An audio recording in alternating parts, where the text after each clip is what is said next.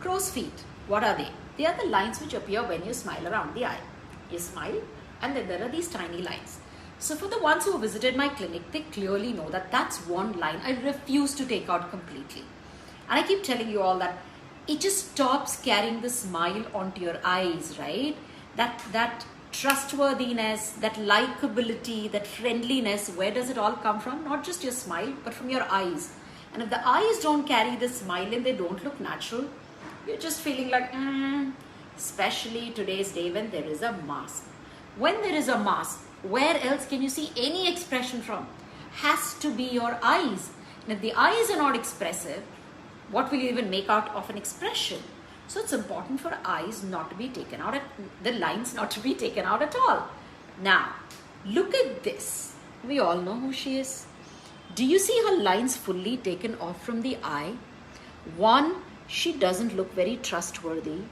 2, you can hardly make out that she's actually smiling. 3, can you see this cheek bunching up? And this whole thing expanding there like a flat line. So it almost looks like her smile is ending here. And we call this a shelving sign, where the cheek is bundled up. Now, why does that happen? That's because the muscle that causes the lines around the eye is like a round and round and round muscle. Yeah. So that in fact is like a purse string. When the eye is shut tight and opened wide, it acts like a purse string. So the entire fiber of the muscle comes in and kind of goes out.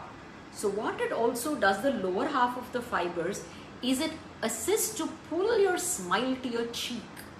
So therefore, when you knock them off trying to chase these lines, you have this much of a muscle which is not moving. Then where is your smile ending? Right there, right? And as you start growing older or getting aged, the skin, the fat, the muscle anyway sags down to accumulate here. Now, if you don't even let it ascend because you're killing the muscle here, it's going to sit like this, which is not at all a nice thing to do.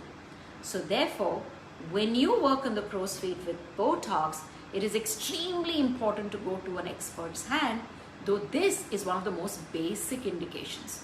But as much as basic it may look and sound, to me, it's one of the most complex, advanced indications.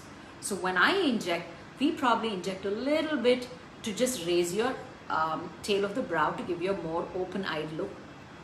I inject ever so little under your eye to just give you a much more wider eye and take away these lines. But at the same time, make sure that I don't inject distantly or more units to kill the movement of this part of the muscle. So it's all very complex. You will still see my patients having a couple of lines here, which makes it look very natural. But those lines extending far away and distant, I try to kind of smooth it off. I try to knock off the muscle here to give you a nice brow lift. And we also end up giving you a much smoother under eye without shelving this.